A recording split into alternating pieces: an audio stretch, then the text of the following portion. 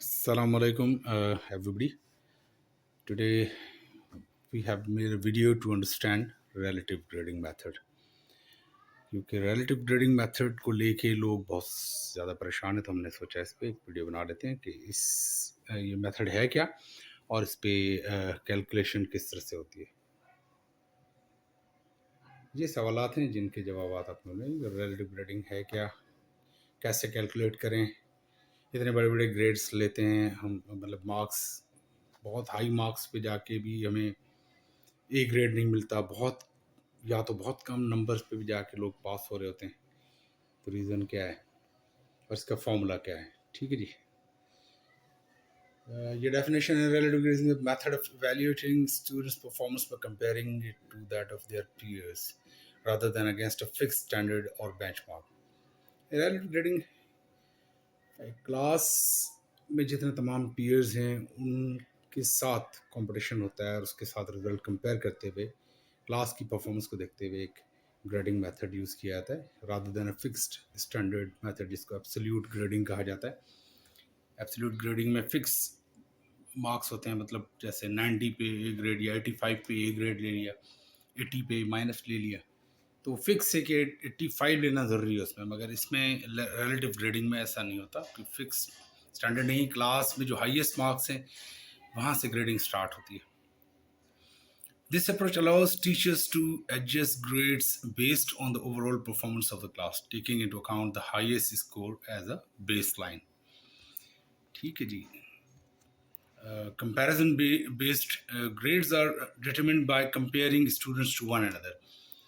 Flexible, it's more flexible because grades can be adjusted based on class performance. How it works: teachers evaluate students' performance in relation to their peers. Grades are assigned based on the distribution of scores, with highest score often serving as the baseline. The highest grade जो भी highest marks जो होते हैं वहाँ से baseline, वहाँ से grade start हो जाता है। ठीक है, grades can be curved or adjusted to reflect the overall performance of the class.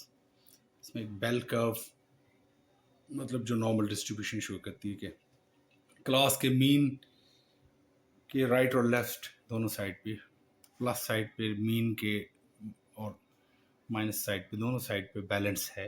Balance हो तो बेहतर होता है, बेल कर्व फिर प्रॉपर बनता है, वरना फिर स्क्यूड होता है। अगर आपने बहुत पॉजिटिव नंबरिंग की है, सारे बच्चों को बहुत अच्छे नंबर दिए हैं, मीन से ज़्यादा दिए हैं सबको, मतलब मीन्स बहुत हाईएस्ट मार्किंग आपने की हुई है, तो फिर आप जो है वो स्क्यूड हो जाता है। बहुत पॉजिटिव नंबरिंग इसकी राइट स्क्यूड, और बहुत नेगेटिव मार्किंग की हुई है आपने, तो फिर वो फिर उसको नेगेटिव स्क्यू होता है, लेफ़्ट साइड पे कर्व होती है। खैर ये तो बड़ी टेक्निकल चीज़ें हैं, इनको आप आगे समझ सकते हैं मज़ीद डिटेल में। ठीक है जी। अब आते हैं टू द पॉइंट, जो सबसे इम्पोर्टेंट चीज़ है जिसके लिए सब लोग वेट कर रहे हैं कि भाई ये जानना चाहते हैं कि इसका फार्मूला क्या है। देखें, इसके लिए बड़ा ज़रूरी है क्लास मीन तो क्लास एवरेज आपको मिल जाएगी। तमाम स्टूडेंट्स जितने हैं इन सब के नंबर सम करें, divided by number of students करें, तो क्लास मीन क्लास एवरेज आपको मिले। एक तो आपके पास क्लास मीन होना ज़रूरी है, दूसरा क्लास की ओवरऑल स्टैंडर्ड डिविएशन जो spread of distribution of marks show करता है, क्लास स्टैंडर्ड डिविएशन। ये दो चीज़ें आपको देखिए सॉफ्टवेयर पे भी मिल रही होती हैं जहाँ रिजल्ट डिस्प्ले हो रहे होते हैं, और इसको एक्सेल पे भी परफॉर्म किया जा सकता है। बड़ा सिंपल है, एक्सेल में जाके अगर आप उस क्लास के टोटल मार्क्स को सिलेक्ट करके उसको अगर आप टेबल फॉर्म में कन्वर्ट करते हैं कंट्रोल टी से, और जाके सम करते हैं ओवरऑल सारे वो मार्क्स, तो नीचे एक बटन बन जाता है जो टैब, उस टैब को क्लिक करेंगे क्लास स्टैंडर्ड डिविएशन शो होगी। उस टैब को क्लिक करेंगे तो आपको क्लास की एवरेज मतलब मीन भी मिल जाएगी, पता चल जाएगी हर क्लास की। You can do it yourself, everybody can do it them cells on using MS Excel. बड़ा सिंपल है, वरना इस पर हम एक छोटी सी और डेमो बना लेंगे कोई मसला नहीं।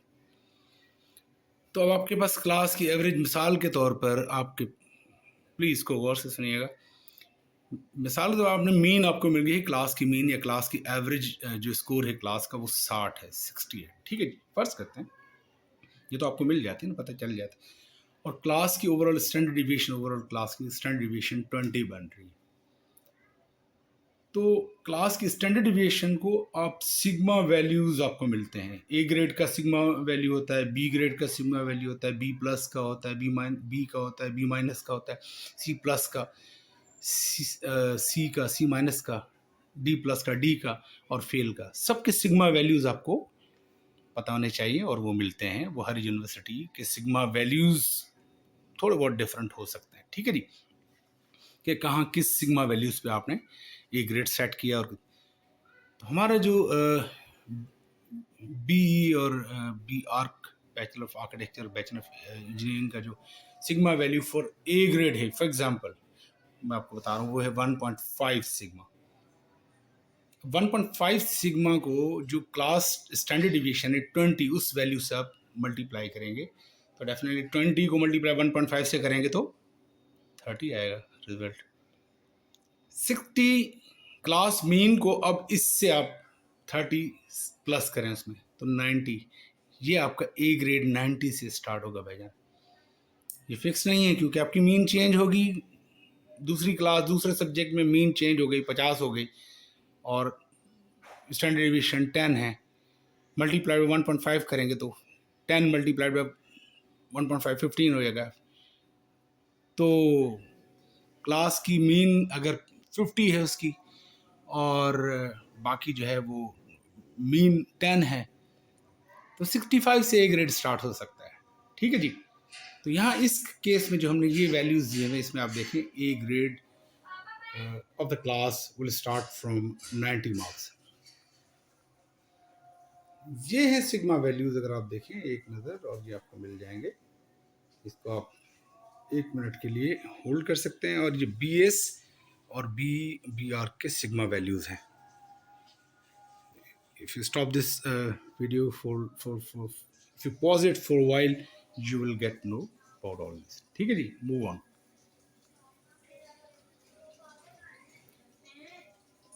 ये क्लास 10 डिविएशन का चार्ट है जो आपके रिजल्ट के बिल्कुल जो है वो नीचे आपको मिलता है, जहां आप क्लास का ओवरऑल रिजल्ट डिस्प्ले करते हैं। सबसे बेस बॉटम में आपको नज़र आता है।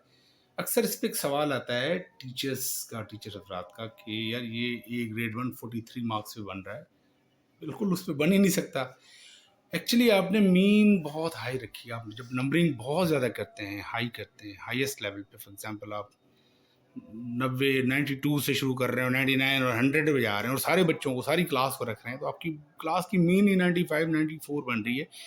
95 94 90 88 इस तरह की जब मीन बनती है और स्टैंडर्ड डिविएशन भी, जब क्लास की ओवरऑल मीन या एवरेज बहुत हाई होगी तो उसका स्टैंडर्ड डिविएशन भी हाई हो सकता है। जब स्पेशली जब बहुत ज़्यादा वेरिएशंस हो रिजल्ट में, कि उसमें काफ़ी बच्चे ऐसे भी हों बहुत नीचे, जो 2 4 5 नंबर भी ले रहे हो, 8 नंबर भी ले रहे हो, कोई 20 25 35 नंबर लेने वाले भी बहुत हों, मतलब 5 6 बच्चे उसमें वो आ जाएं और फिर 20 25 30 बच्चे आपने सारे 80 और 90 में डाल दिया तो मीन बड़ी हाई बनेगी। मीन हाई होगी तो डिस्पर्स बहुत होगा इसमें, स्टैंडर्ड डिविएशन हाई। जब डिस्पर्सल या स्प्रेड बहुत बड़ा होता है, dispersion of the data points जो हैं वो बहुत डिस्पर्स्ड होंगी, उसमें वेरिएशंस बहुत ज़्यादा होंगी तो स्टैंडर्ड डिविएशन भी हाई होता है। High class mean, class average और हाई स्टैंडर्ड डिविएशन वैल्यू और सिग्मा से जब उसको मल्टीप्लाई करेंगे 1.5 से, और बी एस में 2 है सिग्मा ए प्लस ग्रेड के लिए, और बी में ए प्लस नहीं होता, ए होता है हमारा, तो 1.5 से करेंगे तो मिसाल के तौर पर मैंने ये भी देखा है क्लासेस में 40 standard deviation, 38 standard deviation, 38 standard deviation 1.5 से, 40 को 1.5 से करेंगे तो 60 तो ये बन गया और मीन ऑलरेडी आपका 80 या 90 है। तो भाई 150 140 जब आउट ऑफ 100 कैसे अचीव करेगा? इसका मतलब आपने क्लास में बहुत हाई स्टैंडर्ड आपका सेट हो गया, बहुत ज़्यादा। एक तो डिस्पर्शन की वजह से जो स्टैंडर्ड डिविएशन हाई हो गया, दूसरा हाईएस्ट मार्किंग देने की वजह से, इसकी वजह से हो गया, ठीक है। तो इसमें रिलेटिव ग्रेडिंग का कोई फॉल्ट नहीं होता। बाज़ औक़ात ये भी हो सकता है कि चलो फेवरेटिज्म ना हो, क्लास की वाकई जो मार्किंग है वो बनी इसी तरह से रही है तो दैन ठीक है जी। तो ये कुछ फैक्टर्स हैं, कुछ चीज़ें हैं जिसको हम डिस्कस करना चाह रहे थे। तो ये इसमें कोई फॉल्ट नहीं आपका। जब बहुत high standard deviation, high mean होगा क्लास में, तो 140, 150, 108, 110 आउट ऑफ 100 बच्चा अचीव नहीं कर सकता। तो बी ग्रेड से ही, भले 90, 94, 95 वाला बच्चा, 98 वाले बच्चे भी बी ग्रेड से शुरू होंगे, बी प्लस से शुरू होंगे या ए माइनस से शुरू होंगे। ए ग्रेड नहीं आ पाएगा उस सिचुएशन में। उसके लिए ज़रूरी है फिर कि आप जो है ओवरऑल मीन जो है वो आपका ठीक है, जो भी 80s में उसमें बन रहा है, तो स्टैंडर्ड डिविएशन हाई नहीं हो, डिस्पर्शन बहुत ज़्यादा ना हो। और वो आप मैनिपुलेट तो नहीं कर सकते, और थोड़ा बहुत नज़र रख सकते हैं उस पर, देख सकते हैं इसको जब रिलेटिव ग्रेडिंग में आप डेटा नॉर्मलाइजेशन कर रहे होते हैं। तो रिजल्ट्स को जब भी रिव्यू कर रहे हैं आप, पब्लिश करने से पहले पहले जो भी रिव्यू कर सकते हैं उसको देखें आप, कि आपके मीन और स्टैंडर्ड डिविएशन को थोड़ा बहुत अगर। अच्छा, इसमें एक छोटी सी चीज़ रह गई जो हम डिस्कस करना चाह रहे थे कि भाई बहुत कम नंबर, जैसे बात औकात 5 नंबर, 10 नंबर, 8 नंबर पे भी बच्चा पास कैसे हो रहा है अगर फाइनल में वो इतने कम नंबर ले रहा है, फिर भी डी ग्रेड उसका शो हो रहा है या सी ग्रेड शो हो रहा है या सी माइनस। इसकी वजह ये है, ये आप देखें इसमें जो सिग्मा वैल्यू है, एक तो अपने स्टैंडर्ड डिविएशन मीन चलो हाई है, और स्टैंडर्ड डिविएशन जब क्लास में डिस्पर्शन बहुत ज़्यादा है और स्टैंडर्ड डिविएशन हाई है, बहुत सारे केसेस में 41, 38, 35 स्टैंडर्ड डिविएशन जब ये होगा, क्योंकि ये सिग्मा वैल्यूज़ स्टैंडर्ड डिविएशन से मल्टीप्लाई होते हैं। जब माइनस में मल्टीप्लाई होंगे, ये आप देखिए, जब स्टैंडर्ड डिविएशन बहुत हाई होगा, अगर 5 या 8 स्टैंडर्ड डिविएशन होगा तो -5 में अगर ये हुआ तो -2.5 जो है वो कितना माइनस में जाएगा, ठीक है ना, बहुत कम जाएगा उसमें, 7-8 की वैल्यू जाएगी पीछे फॉर एग्जाम्पल। मगर अगर ये 30 या 40 स्टैंडर्ड डिविएशन है तो मल्टीप्लाइड बाय 2.5, 30 स्टैंडर्ड डिविएशन कर लें। 30 स्टैंडर्ड डिविएशन को आप करें मिसाल के तौर पर, 30 स्टैंडर्ड डिविएशन मल्टीप्लाइड बाय 2 कितना होगा, 30, 30 इंटू 30 मतलब 30 इंटू 2 जो है वो हो जाएगा 60, 2.5, 2.5 मतलब ये हो जाएगा 75। अब आपका मीन मिसाल के तौर पे मीन 85 है क्लास का, उसमें से 75 मार्क्स माइनस हो जाएंगे, तो बचेंगे टोटल 10 नंबर वाला पास हो जाएगा, डी ग्रेड ले लेगा, वो डी पे आ जाएगा, क्योंकि स्टैंडर्ड डिविएशन से फिर मल्टीप्लाई ये सिग्मा वैल्यू से हो रहा है।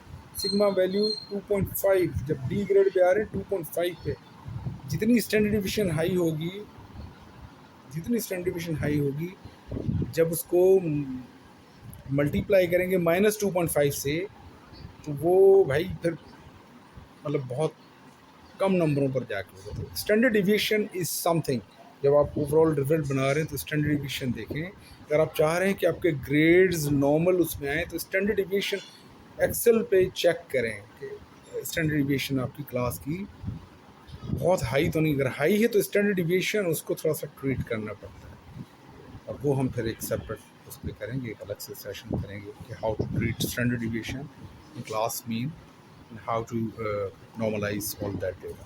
Thank you. Hope this session, video session, is very helpful for all the students and all faculty members and everyone who wants to understand relative grading. Thank you.